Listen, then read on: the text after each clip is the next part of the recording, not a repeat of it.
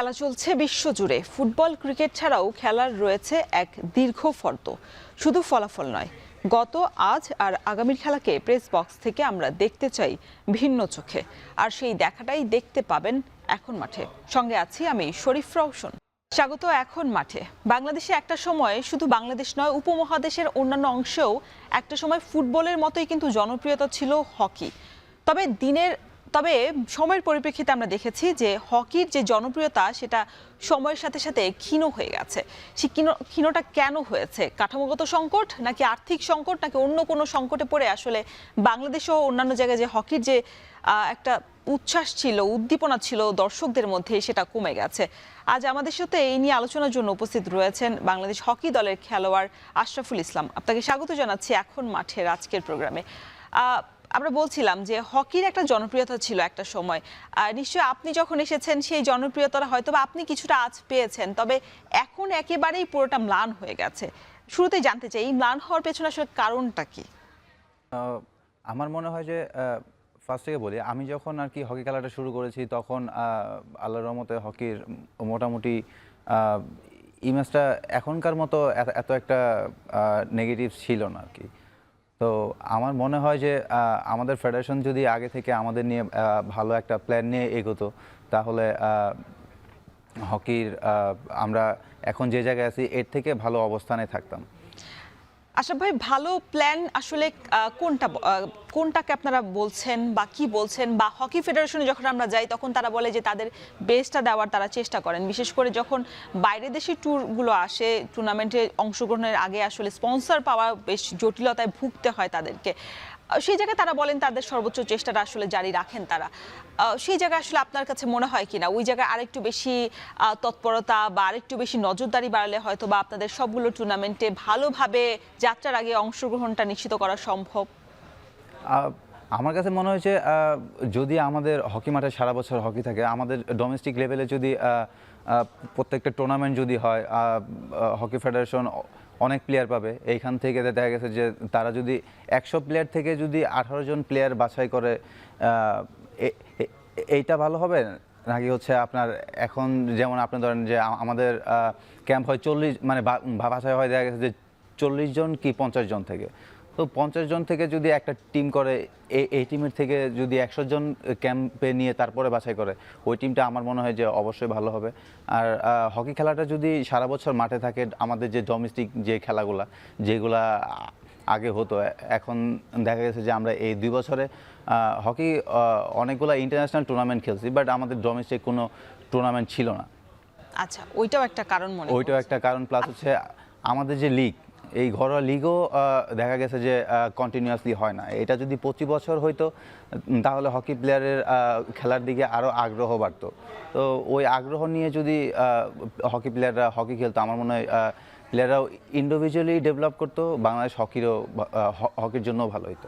মানে সাধারণত হকি খেলোয়াড়দের যাদের আর্থিক সক্ষমতা আছে বা নেই, তাদের মূল ইনকামটাই তো আসলে ঘরোয়া লিগ। সেই জায়গাটা যখন দুর্বল হয়ে পড়ে তখন স্বাভাবিকভাবেই আসলে প্লেয়ার উঠে আসার যে প্রক্রিয়াটা, সেটাও অনেকটাই বেশি মানে থমকে যায়। আপনারা তো কয়েকদিন আগে এশিয়ান বাছাই পর্ব শেষ করে এসেছেন এবং আপনারা পঞ্চম হয়ে আসলে পরবর্তীতে নিশ্চিত করেছেন। এই জায়গাটা আসলে কতটুকু আপনাদের জন্য কষ্টকর ছিল? আমরা একটু দেখতে চাই এশিয়ান কাপে আপনারা, এশিয়ান বাছাই পর্বে আপনারা আসলে রেজাল্টটা কি করেছেন শুরু থেকে। যদি গ্রুপ পর্বে আমরা একটু দেখতে চাই, গ্রুপ পর্বে আপনাদের প্রথম প্রতিপক্ষ ছিল চাইনিজ তাইপেকে আপনারা বেশ ভালোভাবেই রুখতে পেরেছেন। আমরা একটু দেখতে চাই যে প্রথমে যদি একটু দেখতে চাই যে আসলে গ্রুপ পর্বের পর আপনারা পঞ্চম রাউন্ডের জন্য খেলেছেন। শুরুতে চাইনিজ তাইপেকে আপনারা 4-3 ব্যবধানে হারিয়েছেন, 47 নাম্বার র্যাঙ্কিংয়ে আছে। এরপরে আমরা একটু দেখতে চাই শ্রীলঙ্কা, সেই দলটার সাথে আসলে পারেননি, তারপর আপনারা 2টা গোল করেছেন, 2-3 ব্যবধানে হেরেছেন। শ্রীলঙ্কার র্যাঙ্কিং 39। উজবেকিস্তান 1-1 ব্যবধানে আপনারা ড্র করেছেন, 49 র্যাঙ্কিং অবস্থান উজবেকিস্তানের। এরপর হংকং এসেছে, মানে গ্রুপ পর্ব শেষ, এখন হংকং হচ্ছে পঞ্চম রাউন্ডের জন্য আপনারা 4-4 ব্যবধানে তাদের সাথে লড়াই করেছেন। বেশ হাড্ডাহাড্ডি লড়াই যেটাকে বলে আমরা দেখেছি সেইটা। হংকং এর অবস্থান 41 নম্বরে আছে তাদের, চাইনিজ তাইপে 3 ব্যবধানে আছেন, আপনারা জিতেছেন এবং 47 নাম্বার র্যাঙ্কিং। আমরা যদি বলি যে আপনাদের র্যাঙ্কিং তো বর্তমানে 28, সেই ক্ষেত্রে আপনাদের যাদের প্রতিপক্ষ ছিল সবার র্যাঙ্কিংয়ে আপনাদের থেকে তলানিতে ছিল। এই যে র্যাঙ্কিং অনুযায়ী আমরা বলি না অনেক সময় যে র্যাঙ্কিং অনুযায়ী লড়াইটা ওরকম হাড্ডাহাড্ডি হয়, এই পারফরমেন্স অনুযায়ী আপনাদের কি মনে হয়েছে? বিশেষ করে আপনারা যখন মাঠে খেলেছেন তখন আগে থেকে একটা প্ল্যান থাকে যে আমাদের থেকে র্যাঙ্কিংয়ে দুর্বল বা পিছিয়ে থাকা দলগুলোর সাথে আমাদের এইভাবে এই প্ল্যানে খেলতে হবে। আপনাদের পরিকল্পনাটা কি ছিল? আমার কাছে মনে হয় যে আমরা বেশ কয়েক বছর ধরে বাংলাদেশ হকি একটা জায়গাতেই থেমে আছি। আর আপনি যে টিমগুলোর কথা বললেন, চাইনিজ তাইপে, শ্রীলঙ্কা, এরা দেখেন এই টুর্নামেন্ট খেলার আগে এরা প্রত্যেকটা টিম বেশ কিছু প্র্যাকটিস ম্যাচ খেলে এসেছে হাই ইন্টেন্সিটির, যে ইন্টেন্সিটিতে আমাদের ইন্টারন্যাশনাল লেভেলে খেলা হয়। আর আমরা আসলে ওই মাপের প্র্যাকটিস ম্যাচগুলো পাইনি। তো দেখা গেছে যে এই জায়গাটাতে আমরা একটা প্রবলেম ফেস করেছি। আর আমরা যদি প্রত্যেকটা টুর্নামেন্টের আগে ইভেন টুর্নামেন্ট না হইলেও টেস্ট সিরিজগুলো খেলতে পারি, ইন্টারন্যাশনাল লেভেলের যে কোয়ালিটির ম্যাচগুলো হয়, কিংবা বিদেশ থেকে টিমকে আমাদের দেশে ইনভাইট করে নিয়ে এসে অথবা আমরা ওদের দেশে গিয়ে যদি খেলতে পারি, তাহলেই আমার মনে হয় যে বাংলাদেশ হকি ডেভেলপ সম্ভব। আমরা আমাদের স্ট্যান্ডার্ডটা বুঝতে পারবো যে আমরা কোন স্ট্যান্ডার্ডে আছি। আমরা এখান থেকে যাওয়ার আগে প্র্যাকটিস ম্যাচগুলো খেলেছি আমাদের নিজেদের ভিতরে, প্লাস হচ্ছে একটা দুইটা ম্যাচ খেলেছিলাম বিকেএসপির সাথে, আর একটা গেছি বাংলাদেশ পুলিশের সাথে। ওই টিমগুলো Bangladesh police team, BKSP team, এইগুলো দেখা গেছে যে আমাদের ন্যাশনাল টিমের সাথে যদি আপনি তুলনা করেন, এই টিমগুলো আমাদের থেকে ভালো না। আর নিজেদের সাথে ম্যাচ খেলে আসলে নিজেদের স্ট্যান্ডার্ডটা অত একটা বোঝা যায় না। তো আমার মনে হয় যে আমরা যদি প্র্যাকটিস ম্যাচ খেলে যাইতে পারতাম, তাহলে আমরা আর কি টুর্নামেন্টের আগে আমাদের স্ট্যান্ডার্ডটা বুঝতে পারতাম যে আমরা কোন জায়গাতে আছি, আমরা কি প্রবলেমগুলো ফেস করতেছি। তো আমরা আসলে এই জিনিসগুলো ফেস করি ডিরেক্ট যখন আমরা খেলতে যাই টুর্নামেন্টে, তখন আসলে দেখা গেছে যে আমাদের ভুলগুলো শুধরানোর আর কোনো জায়গা থাকে না। তো আমরা যদি প্র্যাকটিস ম্যাচ খেলে আগে থেকে আমাদের ভুলগুলো শুধরাইতে পারি, শুধরে তারপর ম্যাচ খেলতে পারি, ইন্টারন্যাশনাল যে ম্যাচগুলো মূল পর্বে যদি খেলতে পারি, আমার মনে হয় এতে আমাদের প্লেয়ারদের জন্য ভালো, বাংলাদেশ হকির জন্য ভালো হবে। আচ্ছা আশরাফুল ভাই, আপনি বলছেন যে আপনারা যদি টুর্নামেন্ট আরো বেশি খেলতেন বা সিরিজ খেলার সুযোগ যদি পেতেন, তাহলে আপনাদের যে অবস্থানটা সেটা আপনারা পরিষ্কার হতেন। সেই জায়গায় কি ফেডারেশনের আসলে কখনো কোনো মানে আগ্রহের জায়গা বা তাদের আসলে খোঁজার যে বিষয়টা, কাজ করার বিষয়টা, সেটার কি আসলে গাফলতি দেখেন কিনা? যে আরো একটু বেশি যদি পেশাদারিত্বের কাজ, আপনারা যেভাবে মাঠে আসলে পেশাদারিত্ব দেখান, তারাও যদি যেখানে বসে আছেন সেই জায়গাটাতে তারাও যদি আসলে কাজটা করেন, তাহলে আপনাদের জন্য আসলে ভালো হয়। আমার মনে হয় যে আমাদের ফেডারেশনও চেষ্টা করে আমাদের ডেভেলপের জন্য। ফেডারেশনও হয়তো বা ট্রাই করেন আমাদের প্র্যাকটিস ম্যাচ কিংবা সিরিজ খেলার জন্য। আর হকি খেলাতে দেখা গেছে যে আমরা একটা দেশে যেয়ে খেলবো বা ওদের ইনভাইট করে যে আনবো, হিউজ একটা অ্যামাউন্টের দরকার। তো আমাদের ফেডারেশন দেখা গেছে স্পন্সর অথবা আর্থিক যে ব্যাপারটা, ওই দিক থেকেও অন্য ফেডারেশনের থেকে, অন্য গেমসের থেকেও দেখা গেছে যে একটু দুর্বল আর কি। তো এই ক্ষেত্রে হয়তো অনেক সময় এগুলা সম্ভব হয় না। তো আমি আশা রাখি এবার যেহেতু নতুন সরকার আসছে, আমাদের ক্রীড়ামন্ত্রী আছেন আমিনুল ভাই, উনি হকি ইভেন প্রত্যেকটা স্পোর্টসের দিকে উনি ভালো নজর দিয়েছেন। আর আপনারা জানেন যে প্রত্যেকটা ইভেন্টের প্লেয়ারদেরই ইন্টারন্যাশনাল প্লেয়ারদেরগুলোকে আর কি উনি বেতনের আওতায় এনেছেন। এই বিষয়ে আমরা কথা বলবো, তবে আরেকটু বিষয় একটু জানতে চাই, পরিষ্কার করতে চাই। এই যে আর্থিক সংকটে আসলে জর্জরিত প্রত্যেকগুলো ফেডারেশন আমরা দেখে থাকি, সেক্ষেত্রে হকি আসলে বারংবারই বলে থাকে তাদের স্পন্সর ম্যানেজ করতে অনেক বেশি কষ্ট হয়। তবে একটা সময় তো ছিল যখন বাংলাদেশের মানুষের একদম উপচে পড়া ভিড় ছিল, হকি স্টেডিয়াম পুরো একদম ফুলফিল হয়ে যেত একটা গ্যালারি। সেই জায়গায় এখন কেন ওই মানে স্থবিরতা চলে এসেছে? লিগে কেন স্থবিরতা? প্লাস হচ্ছে আপনাদের ইন্টারন্যাশনাল ম্যাচে তো একেবারেই আমরা দর্শক দেখি না, হাতে গোনা কয়েকজন উপস্থিত থাকেন।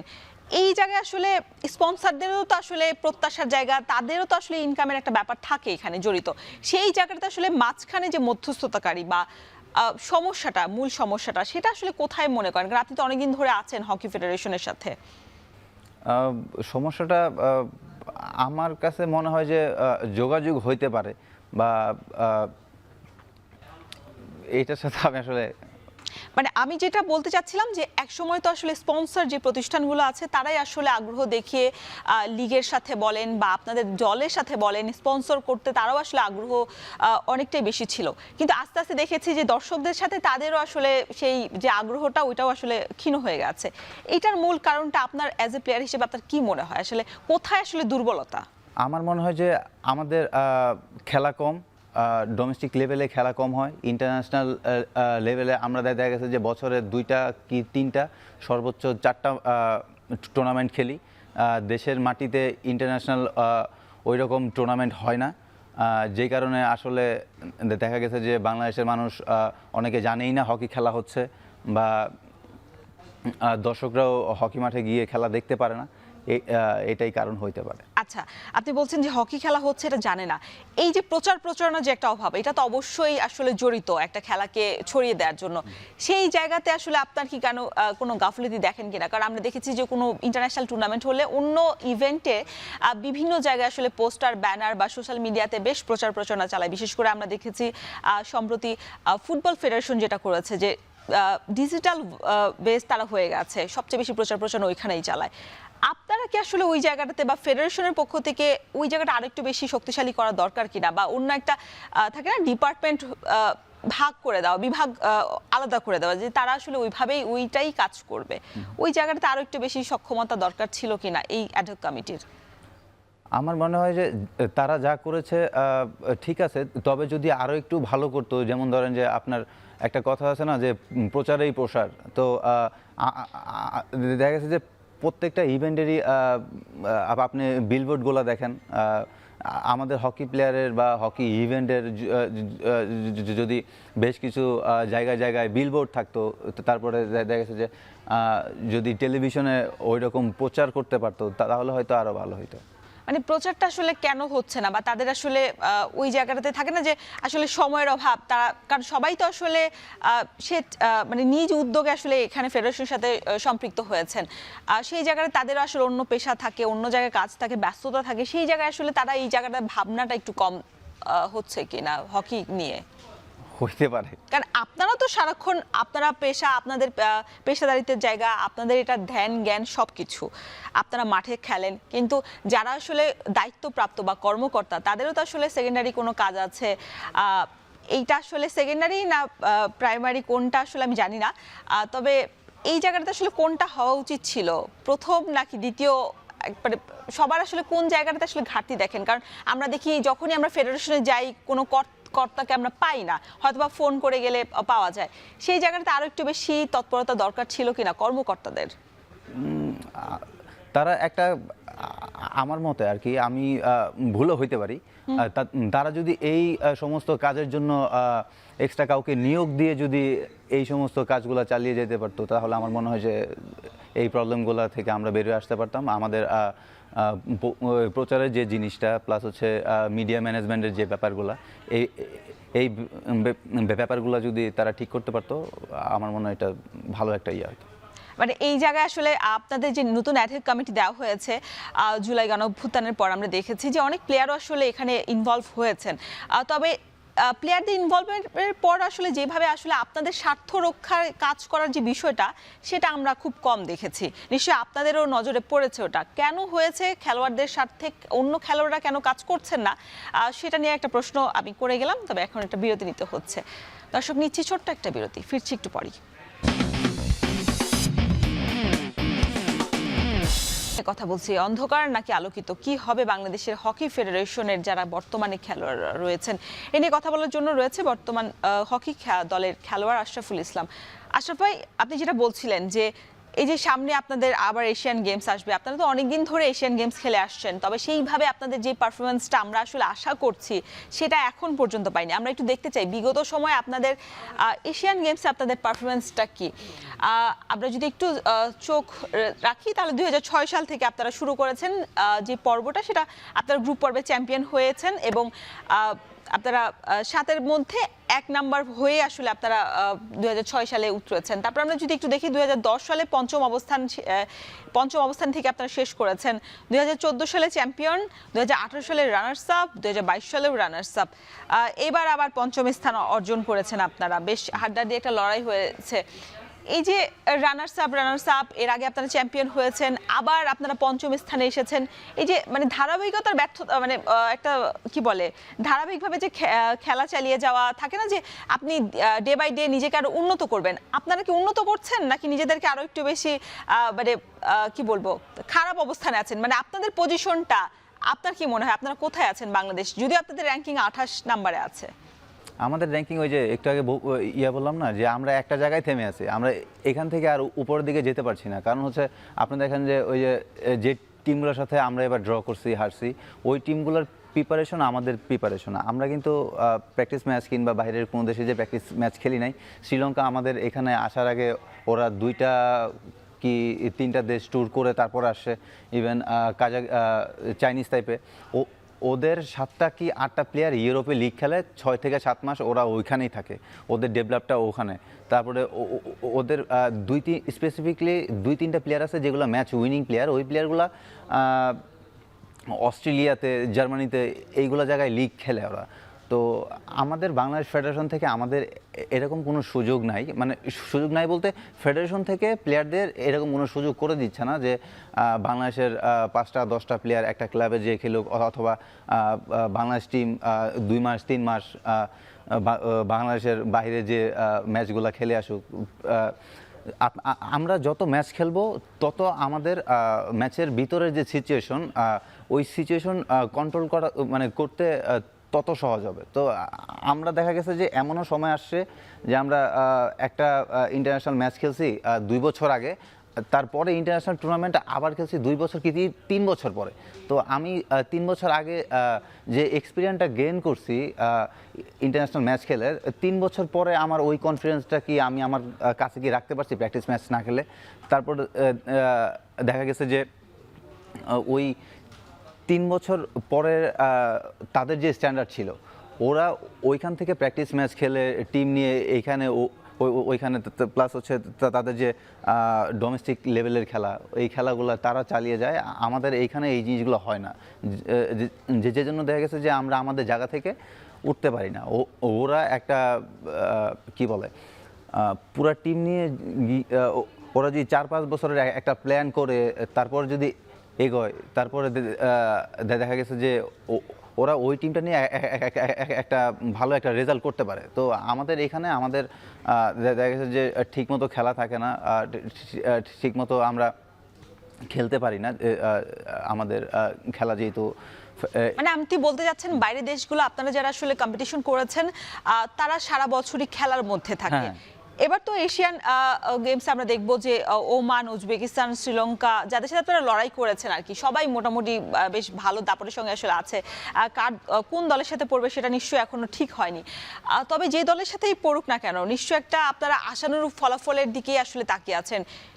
শুধু তাকিয়ে থাকলেই তার হবে না, বা পরিকল্পনাতেই আসলে থেমে থাকা উচিত হবে না এখন এই স্টেজে এসে।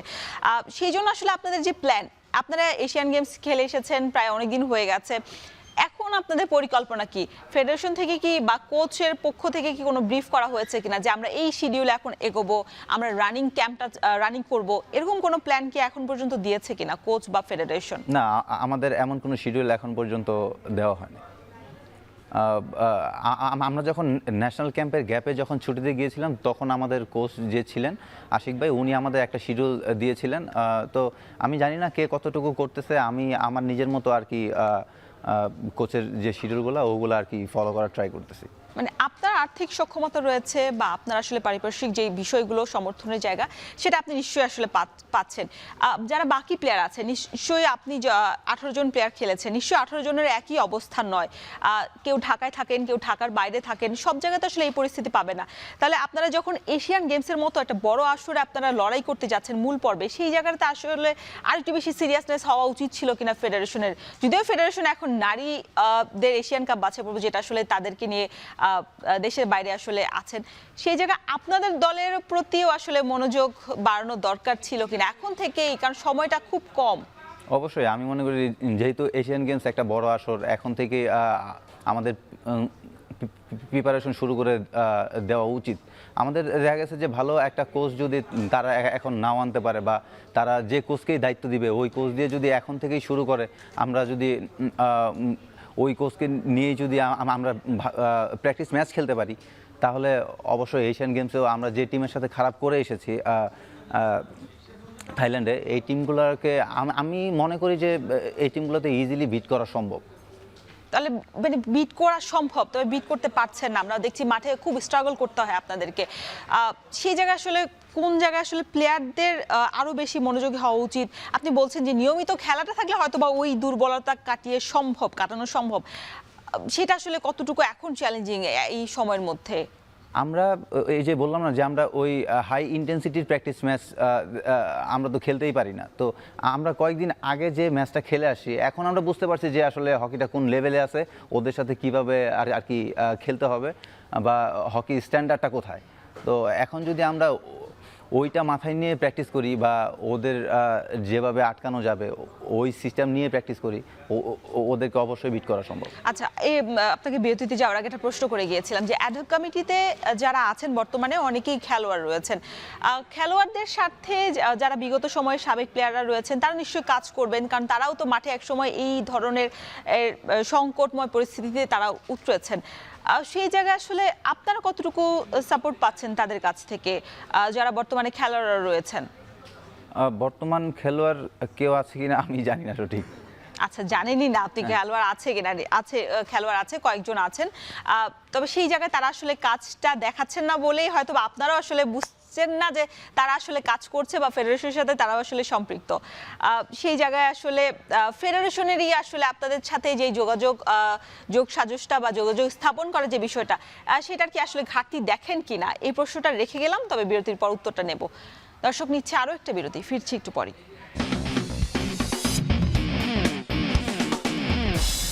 আশরাফ ভাই, আপনারা যেটা বলছিলাম যে আপনি বলছিলেন যে হকি ফেডারেশনের থেকে যে এই তৎপরতা, বাইরে দেশের লিগগুলোতে খেলানোর যে আগ্রহ বা প্লেয়ার পাঠানোর যে তৎপরতা, সেটা আসলে কম। আপনি তো কয়েকদিন পর জার্মানি যাচ্ছেন, এই কার্যক্রম বা এই প্রক্রিয়াটা আসলে কিভাবে সম্পন্ন হয়েছে? আমাদের যে এখন যে জার্মানি যাওয়ার প্রক্রিয়া, সেটা হচ্ছে আমাদের 2016-17 সালে বাংলাদেশ টিমের কোচ ছিল পিটার। তো ও হচ্ছে ওই ক্লাবে আমি আগেও 2বার খেলেছি।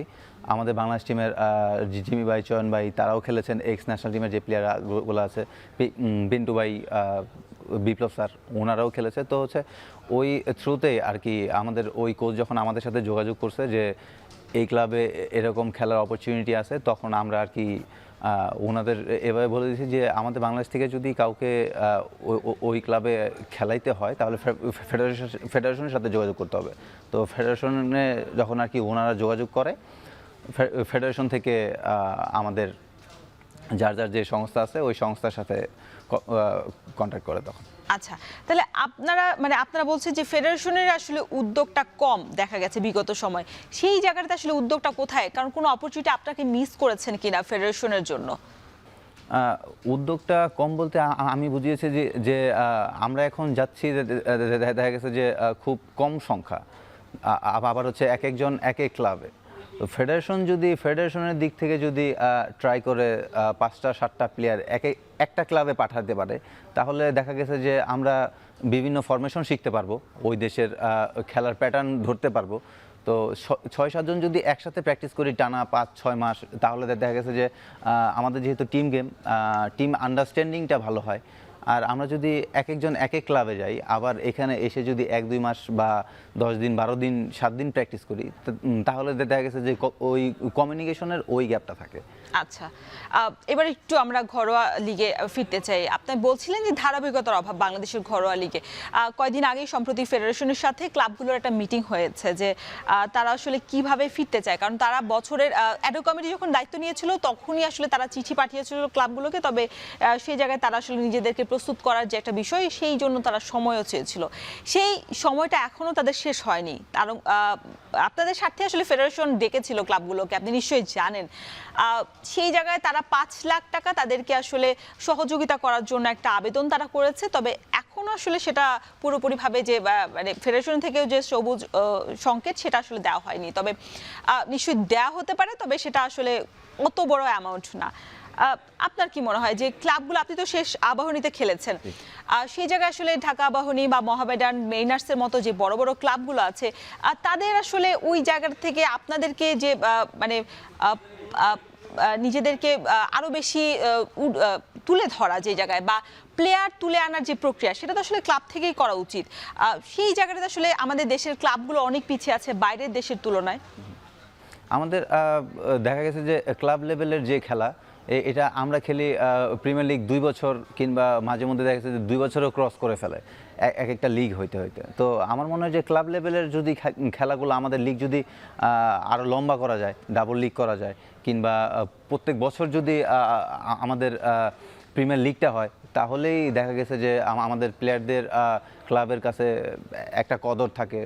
প্লাস হচ্ছে ক্লাবরাও তো তখন সচেতন হবে।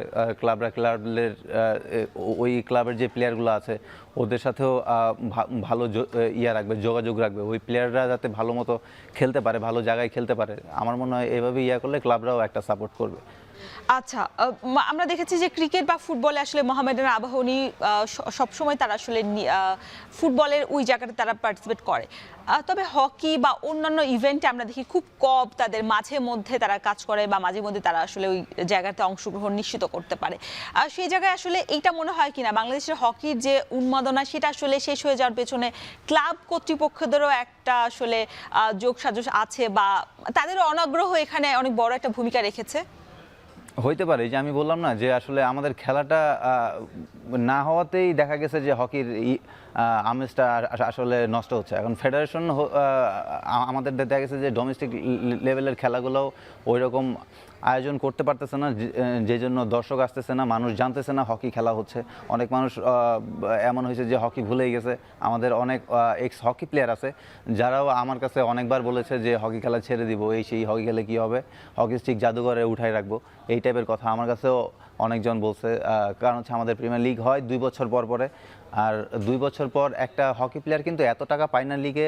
দেখা গেছে যে অ্যাভারেজ 3 থেকে 5 লাখ টাকা এইরকম একটা হকি প্লেয়ার পায়। তো 2 বছর পর পর যদি লিগ হয়, তো 5 লাখ টাকা দিয়ে 2 বছরে তো আসলে আর একটা প্লেয়ারের সংসার বা জীবন চলা সম্ভব না। আর আমি যদি দেখা গেছে যে একটা প্লেয়ারের ডেভেলপ কখন হয়, আমি যদি শুধু হকিটাকে নিয়েই পড়ে থাকি সারা বছর, হকি আমার ধ্যান জ্ঞান হয়, আমার ফোকাস যদি হকির উপরে থাকে, তাহলে আমার ডেভেলপ হবে। এখন আমি আমার ফ্যামিলি তো আর হকি দেখা গেছে যে মানে এখন তো ক্রীড়ামন্ত্রী আমাদের একটা অর্থ দিচ্ছে। এর আগের কথাটা আমি বলতেছি যে আমাকে যদি 2 বছর পর পর যদি লিগ হয়, আমার ফ্যামিলি যদি হকি দিয়ে না চলে, তাহলে তো অবশ্যই আমাকে আরও 2-3টা সোর্স বের করতে হবে। তো ওই সোর্স বের করতে হলে দেখা গেছে যে আমাকে ওখানে শ্রম দিতে হচ্ছে, ওদিকে কনসেন্ট্রেট করতে হচ্ছে, যে জন্য হকিতে প্লেয়ারদের মূল ফোকাস থেকে হকিটা সরে যাচ্ছে, যে জন্য আমাদের ডেভেলপ হচ্ছে না। আর সেই জায়গায় আসলে তৃণমূলে আরো বেশি হকির জন্য টুর্নামেন্ট বাড়ানো উচিত কিনা, বা বয়স ভিত্তিক বা স্কুল পর্যায়ে এই টুর্নামেন্টটা শুরু করার সময় হয়েছে কিনা এখনো, বা হকি ফেডারেশন থেকে আরো একটু বেশি উদ্যোগী হওয়া উচিত কিনা এই বিষয়ে? অবশ্যই আমি মনে করি এখন সময় হয়েছে, যেহেতু নতুন সরকার ভালো একটা উদ্যোগ নিয়েছে, আর আমাদের হকি ফেডারেশনেরও দায়িত্ব যে এখন হকি খেলাটাকে সারা বাংলাদেশে ছড়িয়ে দেওয়ার, প্লাস হচ্ছে প্রত্যেকটা বয়সভিত্তিক টুর্নামেন্ট যাতে বাংলাদেশে হয়।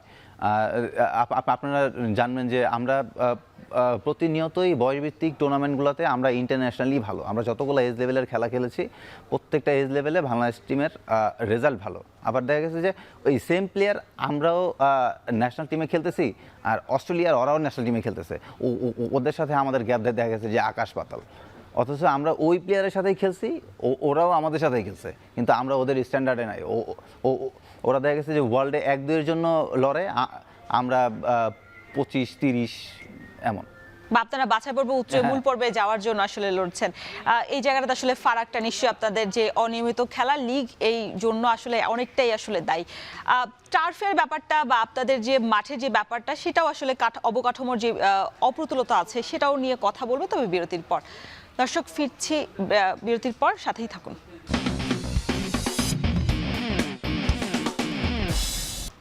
আরও একবার স্বাগত এখন মাঠে। আশরাফ ভাই, যেটা বলছিলাম যে ফ্র্যাঞ্চাইজি লিগ বা নিয়মিত লিগ শুরু হওয়ার যে বিষয়টা সেটা আসলে অনেকটাই দায়বদ্ধ ক্লাবগুলোর আগ্রহের কারণে অনেকটা হয়ে যায় না। তবে এখন যে ইনিশিয়েটিভ নিয়েছে ফেডারেশন সেটা নিশ্চয়ই আসলে প্রশংসনীয়, যে তারা যদি 5 লাখ টাকা না দিলেও আসলে কিছু পরিমাণ টাকা দেয় তাদের সহায়তার জন্য, সেটাও নিশ্চয়ই আসলে খুব ভালো হবে। সেই জায়গায় আসলে আমরা যদি একটু বলি যে ক্লাবগুলো, আমরা বলছিলাম যে ফুটবল বা ক্রিকেট যেগুলো আসলে বাংলাদেশের মানুষের এখন আগ্রহের তুঙ্গে, সেই জায়গায় আসলে তারা ক্লাবগুলো নিয়মিত অংশগ্রহণ করছে। হকিতে আসলে এই জায়গাটাতে আসলে আমরা মানে কোথায় পিছিয়ে আছি, বা যে লিয়াজু মেনটেন করার বিষয় ফেডারেশনের পক্ষ থেকে, সেই জায়গাটাতে আসলে আমাদের ঘাটতি রয়ে গেছে কিনা? হইতে পারে, কারণ দেখা গেছে যে প্রত্যেকটা ফেডারেশনেই ক্লাবের যে মেম্বারগুলা ওরা আগের বলতেছে, আমি কথা বলতেছি, আগে ফেডারেশনগুলোতে ক্লাবের মেম্বারগুলা থাকতো, ওই মেম্বারগুলাই আর কি আমাদের লিগ পরিচালনা করতো। তো এখন দেখা গেছে যে এই ফেডারেশনের আন্ডারে কোনো ক্লাবের কেউই নাই ওরকমভাবে দেখতে গেলে, তো এইটাও হইতে পারে একটা কারণ। আচ্ছা, সেক্ষেত্রে আমরা যদি একটু বলি যে যেহেতু জুনে যদি শুরু হয়, সেক্ষেত্রে আবার আমাদের সেপ্টেম্বরে এশিয়ান কাপ রয়েছে, সেটার আগে প্রস্তুতির যে বিষয়টা, সেটা নিশ্চয়ই আপনারা আলাদাভাবে ক্যাম্প করার সুযোগ পাচ্ছেন না যদি লিগটা শুরু হয়ে যায় পূর্ণ মাত্রায়। সেই জায়গাটায় আসলে লিগটা যেভাবে হয় বিগত সময় আমরা দেখেছি যে তাড়াহুড়ো করে একটা লিগ শুরু হওয়া, তারপর শেষ হওয়ার প্রক্রিয়া চলমান, সেই জায়গায় আসলে আপনাদের ওই জায়গার প্রস্তুতিটা আসলে সম্পূর্ণ হবে কিনা ক্যাম্প ছাড়া বা ইন্টারন্যাশনাল কোনো ম্যাচ ছাড়া, যদি এখনো কোনো পরিকল্পনায় নেই কোনো ইন্টারন্যাশনাল ম্যাচের? আসলে আমাদের দেশের সিস্টেমটাই কেমন জানো আর কি, এই টুর্নামেন্ট শুরু হইলো, এখনই প্লেয়ারগুলোকে কল করে দেখা গেছে যে 20 দিন 30 দিন প্রিপারেশন নিয়ে একটা টুর্নামেন্ট জাস্ট অ্যারেঞ্জ করে দিল। আমার মনে হয় যে যদি আমাদের যদি ইয়ারলি এটাকে আদর্শ লিগ বলা যায় কিনা, আমার মনে হয় না। তো ইয়ারলি যদি একটা ক্যালেন্ডার করে আমাদের ফেডারেশন, আর ওই ক্যালেন্ডার অনুযায়ী যদি সব কিছু চলতে থাকে, আমার মনে হয় প্লেয়ারদেরও ভালো একটা প্রিপারেশন থাকবে, আর যে যে সংস্থাগুলো খেলবে ওই সংস্থাগুলোরও রিমাইন্ডার থাকবে যে আমার এই সময় এই খেলাটা, আর প্লেয়াররাও ভালো করে প্রিপারেশন নিয়ে রাখবে। কারো যদি ইনজুরি থাকে সে ইনজুরি কাটিয়ে উঠার ট্রাই করবে, বা ওই যখন আমাদের খেলা থাকবে ওই জায়গাটাতে সে আদার্স কাজ বাদ দিয়ে এখানে ফোকাস করার একটা মাইন্ডসেট তার থাকবে। আচ্ছা, আপনারা বললেন যে আসলে আপনাদের ফোকাসের জায়গা যা বা ইনজুরির যে বিষয়টা, সেটা আপনাদের বাংলাদেশে এখন বর্তমানে 5টা মোটামুটি টার্ফ রয়েছে, সার্ভিসের 2টো রয়েছে, বিকেএসপির একটা রয়েছে, রাজশাহীতে রয়েছে, আপনাদের মাওলানা ভাসানী হকি স্টেডিয়ামের একটা রয়েছে, এবং আপনি 2010 সালে শুরু করেছেন আপনারা এই হকিতে আপনার জার্নিটা। এরপর থেকে তো আপনি নিয়মিত ক্লাবে খেলছেন বা হকি ফেডারেশনের সাথে আছেন। এই যে এই একটা টার্ফ, ঢাকা শহরে একটা টার্ফে ক্লাবগুলো নিয়মিত খেলছে, আপনারা ফেডারেশনের যে জাতীয় দল তারা প্র্যাকটিস করছে, নারীরা করছে, অনূর্ধ্ব দল যেটা আছে সব একটা টার্ফের মধ্যে, এবং আপনি নিশ্চয়ই জানবেন যেটা কিন্তু 2 বছর হয়ে গেছে এই হকি টার্ফের মেয়াদ উত্তীর্ণ হয়ে গেছে। এটা আমি একটা প্রতিবেদন করেছিলাম গত বছর যে 2025 সালের মধ্যেই আসলে তারা এই হকি টার্ফের যে টার্ফটা সেটা পরিবর্তন করবে। এই টার্ফের জন্য তো আসলে কোনো ইনজুরি হওয়ার শঙ্কা নেই, তবে এই যে গতির যে বিষয়টা সেটা তো আসলে আপনাদের ব্যাঘাত ঘটে। সেটা হইতে পারে। আমরা যখন এই টুর্নামেন্ট থাইল্যান্ড আর কি যে খেলছি, ওই থাইল্যান্ডের ওই টার্ফটা ছিল নতুন, তো ওই টার্ফটাতে যখন বল পড়তো বলসগুলো অনেক বাউন্সি থাকতো, বল পড়ার পরে রিবাউন্ডটা অনেক বড় হইতো। আমাদের এই টার্ফে এমন রিবাউন্ড এখন হয় না আর কি। তো আমি জানি না এটাতে টার্ফের কোনো পড়তেছে নাকি। তারপরে আপনি যে বললেন যে আমাদের মাত্র 5টা টার্ফ, এটা তো সবাই জানে। তো এই 5টা টার্ফে আসলে ওয়ার্ল্ড কাপ খেলা সম্ভব না আমার মতে আর কি। আপনি ইন্ডিয়াতে দেখেন ওদের প্রত্যেক স্টেটে 1টা 2টা 5টা করে টার্ফ, আর আমাদের যে টার্ফগুলো আছে প্রত্যেকটা টার্ফ আবার আপনি চাইলেই ঢুকতে পারবেন। আমাদের সার্ভিসের বা বিকেএসপিতে তো আপনি ঢুকতে পারছেন না, চাইলেই আদার্স কেউ যে প্র্যাকটিস করতে পারতেছে না। সেনাবাহিনীর যে একটা আছে ওইটাও রেস্ট্রিক্টেড, বিমান বাহিনীর যেটা আছে ওইটাও রেস্ট্রিক্টেড। আমাদের যে হকি ফেডারেশনের যে টার্ফ আছে এই টার্ফটাতে আপনি ঢুকতে পারবেন, আবার আমাদের টার্ফে আপনি পানি ছাড়া হকি খেলাও সম্ভব না। তো আপনি যদি ঢুকতে চান আপনার জন্য পানিও দিবে না, কারণ বাইরের কেউ দেখা গেছে আগে থেকে যোগাযোগ করে না গেলে কোনো টিম পানি ওইভাবে দেওয়া হয় না। তো পানি ছাড়া দেখা গেছে যে ওইভাবে আপনি চাইলে একটা টিম নিয়ে প্র্যাকটিসও করতে পারবেন না। তো মানে টার্ফ আমাদের অবশ্যই আরও অনেক বেশি বাংলাদেশে থাকা উচিত, আর টার্ফের যে ফ্যাসিলিটিসগুলো এগুলোও বাড়ানো উচিত। মানে ক্লাবগুলোর তো একেবারেই টার্ফ নেই, তাদের হয়তো বা মাঠ রয়েছে ফুটবল খেলার জন্য কোনো মতে, তবে টার্ফে আসলে যেই জায়গাটা সেটাও আসলে খুব বেশি মানে আমরা যতটুকু শুনেছিলাম যে বিগত সময় যে সরকার যারা ছিলেন বা সরকারের ক্রীড়ামন্ত্রী যারা ছিলেন তারা আসলে উদ্যোগ নিয়েছিলেন, তবে বিভিন্ন সময় আসলে কখনোই সেই টার্ফ বসানোর যে উদ্যোগটা সেটা কখনোই সফল হতে পারেনি। এই সরকার নিশ্চয়ই আমাদের যে ক্রীড়া প্রতিমন্ত্রী আছে আমিনুল হক, তিনি নিশ্চয়ই আসলে ভালো কিছু করবে এবং নতুন টার্ফ আপনাদের জন্য নিশ্চয়ই প্রস্তুত করে দেবে। এতক্ষণ আলোচনার জন্য অসংখ্য ধন্যবাদ আপনাকে। দর্শক, শেষ করছি এখন মাঠের আজকের আয়োজন। এতক্ষণ সঙ্গে থাকার জন্য সবাইকে ধন্যবাদ।